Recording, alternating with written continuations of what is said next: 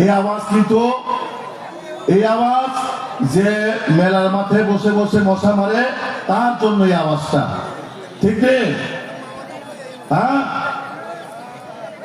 আমি 2026 কি 26 কি খুমলুঙে বিজেপির পদ্মফুল ফুটতে যাচ্ছে। আপনারা রাজি আছেন? রাজি আছেন? আপনারা সবাই তৈরি আছেন নি? যত রাজি রে তোমায়, যত রাজি রে রাজি মা তোমায়। কারণ তাবো 2026 এডিসি নির্বাচন নির্বাচন এডিসি দুর্নীতি হইতে মুক্ত করা জানে, করপশন মুক্ত। আগে যেমন নরেন্দ্র মোদী সাহেব কংগ্রেস মুক্ত ভারত তাবক চমু সাহেব এডিসি দুর্নীতি ত্রিপুরা মথানি দুর্নীতি হইতে মুক্ত করে যাবে। বিজেপি না তুমি নাই, তোমার যাইবে তোমার যাইবে। যারা বর্তমানে এডিসির মধ্যে শাসন ক্ষমতায় আছেন, এখন ওনাদের মধ্যে আমরা বর্তমানে শুনতে পাচ্ছি ওনারাকে ধীরে ধীরে বসে স্বপ্ন দেখছেন কিভাবে বিজেপির সঙ্গে অ্যালায়েন্স করা যায়। বিজেপি বিশেষ করে আমাদের রাজ্যের জনপ্রিয় মুখ্যমন্ত্রী প্রফেসর ডক্টর মানিক সাহাজির নেতৃত্বে শহর থেকে পাহাড়, পাহাড় থেকে পাহাড়ের ভিতরে গ্রাম অঞ্চলে যেভাবে বিজেপি শক্তিশালী হচ্ছে সেটাকে দেখে এখন রাজবাড়িতেও কম্পন শুরু হয়ে গেছে, খুমলুঙেও কম্পন শুরু হয়ে গেছে। তারা বর্তমানে চায় এই রাজ্যে জাতিগত দাঙ্গা লাগানোর চেষ্টা, এই এডিসি কে কিভাবে পাকিস্তান বানানো যায়, এই এডিসি কে কিভাবে বাংলাদেশ করা যায়, তার জন্য একটা শ্রেণীর লোক চক্রান্ত করে যাচ্ছেন। ওনারা বলে থাকেন থানচা থানচা থানচা, আমরাও চাই থানচা। আমাদের জনজাতিরা ত্রিপুরা ছাড়া যদি থানচা হয় কোনো জায়গা খারাপ নাই, আমরাও চাই থানচা। কিন্তু এই থানচা কাদের লয়ে, কাদেরকে নিয়ে এই থানচা? আমরা গতকাল একটা সোশ্যাল মিডিয়ার মাধ্যমে আমরা একটা কমিটি দেখতে পাই, সেখানে অনেক হুসেন আছেন, মিয়া আছেন, খান আছেন, অনেকে কমিটির মধ্যে দোকান হয়েছে। তারা কে ত্রিপুরা, তারা কি এডিসির ভোটার, তারা কি এডিসির নাগরিক? আমি তাদের কাছে প্রশ্ন করতে চাই, আপনারা যদি জনজাতির জন্য ত্রিপ্রাসাদের জন্য আন্দোলন করে যেত বা দাবি করে যেত তাহলে আমরা মানলাম বলে আপনারা জাতির জন্য কাজ করছেন। কিন্তু না, এখানে আমরা একটা জিনিস দেখতে পাচ্ছি কি তারা এখন কোন জাতিগত দাবির মধ্যে নেই। তারা এখন একটা রাজনৈতিক দল গঠন করে কিভাবে ক্ষমতার সাথে লুটে ফুটে খেতে পারে, কিভাবে এডিসি টাকাকে নয়ছয় করতে পারে, কিভাবে এডিসি টাকাকে খুমলুঙের টাকা কিভাবে শিলংয়ে নিয়ে হোটেল করা যায়, কিভাবে রেস্টুরেন্ট করা যায়, লন্ডনে যাতে ঘুরতে পারে, আমেরিকাতে যাতে ঘুরতে পারে, দুবাই যাতে ঘুরতে পারে, এই হচ্ছে তাদের চরিত্র। এখানে আমার দুই এডিসির আমাদের এডিসির মেম্বার আছেন, প্রায় আমরা ওনাদের মুখ থেকে শুনি এডিসিতে নাকি কোনো টেন্ডার সিস্টেম নেই, এডিসিতে নাকি টাকা পয়সার কোনো হিসাব নিকাশ নেই, যখন যার যেমন টাকাগুলা তুলে এই টাকাগুলা তুলে কি করে নিজের আত্মসাতের জন্য। আমরা দেখতে পাচ্ছি যারা বর্তমানে ওখানে এমডিসি ইএম যারা ওইখানের মন্ত্রীরা আছেন এডিসির, ওনারা কি করছেন, যারা এক বেলার ভাত খেতে টানা পোড়া ছিল, আজ ওই লোকেরা আগরতলা শহরে বিশেষ করে নন্দননগর সাইডে বড় বড় বিল্ডিং তুলে বাড়িতে এসি লাগিয়ে গাড়ির দামি দামি গাড়ি কিনে এই টাকাগুলো কোথায় থেকে আসছেন, এই পয়সাগুলো কোথায় থেকে ওনারা পেয়েছেন আপনারা প্রশ্ন করবেন। কারণ এই টাকাগুলা যারা আমাদের জনজাতিরা মানে ত্রিপ্রাসার জন্য যে এডিসির মধ্যে যে ডেভেলপমেন্টের জন্য পাঠিয়েছেন সেই টাকাকে তারা নিজের ব্যক্তিগত নিজের বাপের সম্পত্তি মনে করে তারা নয়ছয় করে যাচ্ছেন। তার জন্য এই 2026-এর নির্বাচনে আমার বিশেষ করে যারা ত্রিপ্রাসাদ ভাই বোনেরা আছেন, আমি তাদের কাছে অনুরোধ, আমাদের জাতিকে যে ধ্বংস করবে, আমাদের নিয়ে যে রাজনীতি করবে, তাদেরকে আমরা কোনোভাবে সারাসারি নাই। এই 2026-এ তাদেরকে সিপিএম কে যেভাবে আমরা বিদায় দিয়েছে সেইভাবে ত্রিপুরাকেও আমরা এবার এই 2026-এ তাদেরকে চিরতরে বিদায় দিতে হবে। আপনারা রাজি আছেন? সবাই রাজি আছেন? রাজি আছেন? কারণ 2021-এ আমরা সিপিএম কে শ্রাদ্ধ করেছি। শ্রাদ্ধ যেমন আত্মীয় স্বজন মারা গেলে আমরা শ্রাদ্ধ করি না, 13 দিনের পরে, 1 মাসের পরে করে তো সবাই। সিপিএম কেও আমরা 2021-এ আমরা শ্রাদ্ধ করেছি। এই 2026-এ সিপিএম কে আমরা বছরে শ্রাদ্ধ করে ছাড়বো। রেডি আছেন? সবাই রেডি আছেন? রাজি আছেন না আমার কথায়? সিপিএম কে আমরা এবার বছর শ্রাদ্ধ কইরাই ছাড়ুন। আর ত্রিপুরাকে এই বছরে আমরা শ্রাদ্ধ করাবো। সিপিএম তো অলরেডি 21-এ শ্রাদ্ধ কইরাই ছাড়ছি, আর ত্রিপুরাকে আমরা এই বছর এই 2021-26-এ আমরা শ্রাদ্ধ করাবো। কারণ সিপিএম আপনাদের এখানে যিনি প্রাক্তন বিধায়ক ছিলেন, উনি এমপিও হয়েছেন, উনি মন্ত্রীও ছিলেন, আর বর্তমানে উনি রাজ্য সম্পাদক, আবার পাশাপাশি কি লিডার অফ অপোজিশন, মানে বিধানসভার উনি বিরোধী দলনেতা। সিপিএম এবং জিতেন চৌধুরীরা উনাদের এখন কিন্তু কাজ নেই, উনারা এখন কিন্তু কাজ খুঁজতেছেন।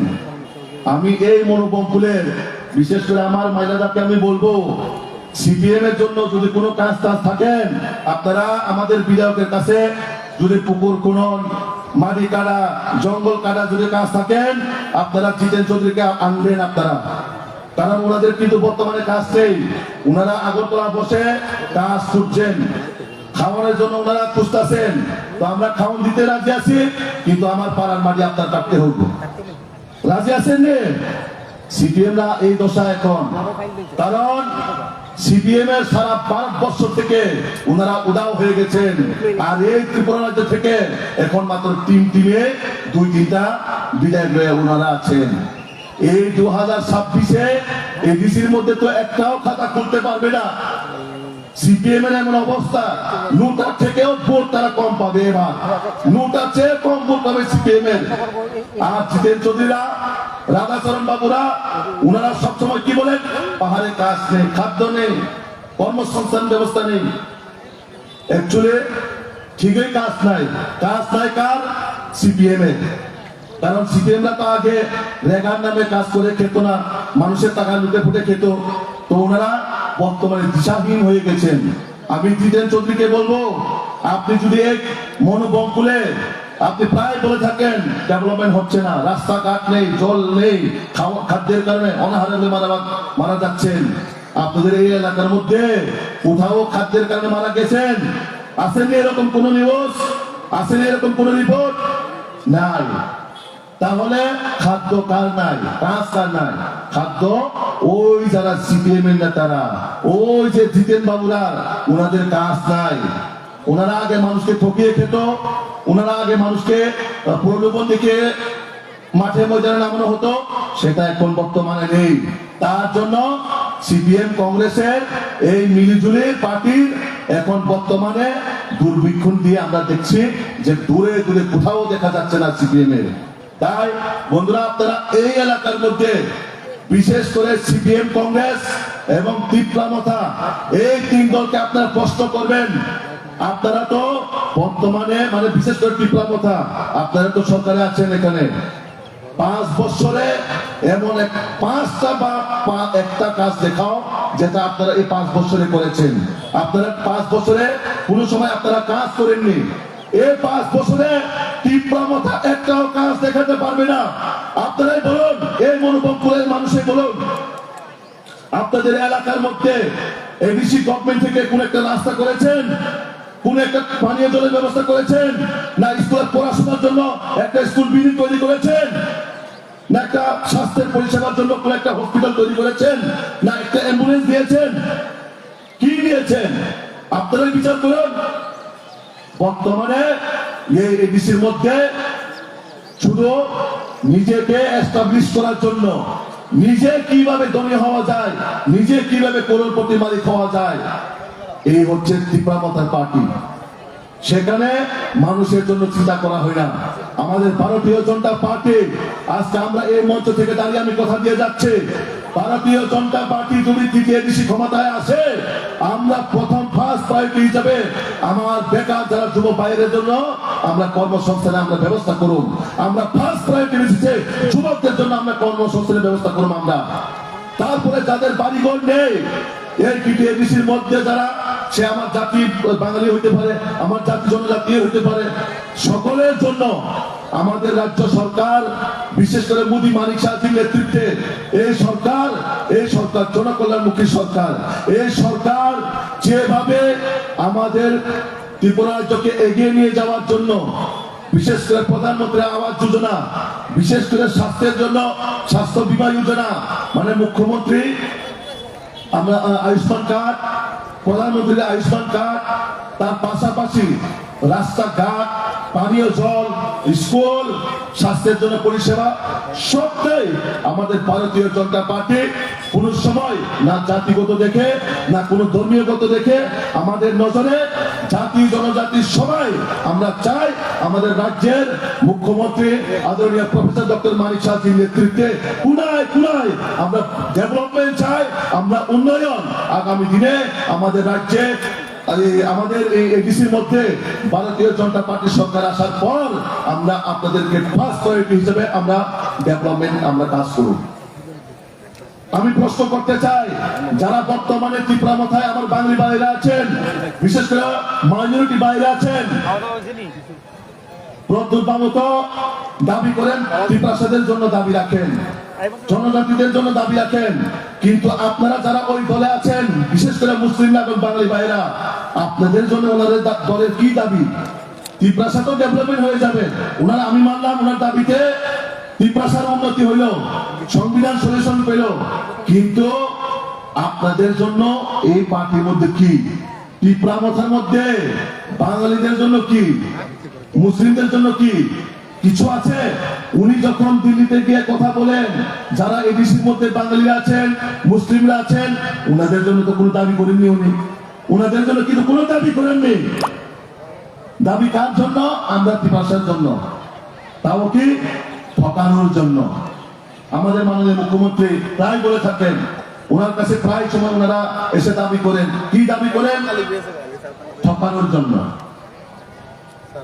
যে ওনাদেরকে, ওনাদের মুখোশ আমাদের রাজ্যের মাননীয় মুখ্যমন্ত্রী জনগণের সামনে তুলে ধরেছেন, তখন থেকে তাদেরকে এখন ওই স্ক্রিপ্টের নামে, রোমান স্ক্রিপ্ট, এই রোমান স্ক্রিপ্ট, কখনো রোমান স্ক্রিপ্টের নামে, কখনো এডিসি জায়গা নাকি জেনারেল এলাকার মধ্যে নেওয়া হচ্ছে, এইরকম ভাবে বিভিন্ন জায়গায় ছাত্রদেরকে নামিয়ে নেওয়া হচ্ছে, বিভিন্ন জায়গায় সাধারণ সহজ সরল মানুষদেরকে ঠকিয়ে রাস্তার মধ্যে নামিয়ে দেওয়া হচ্ছে।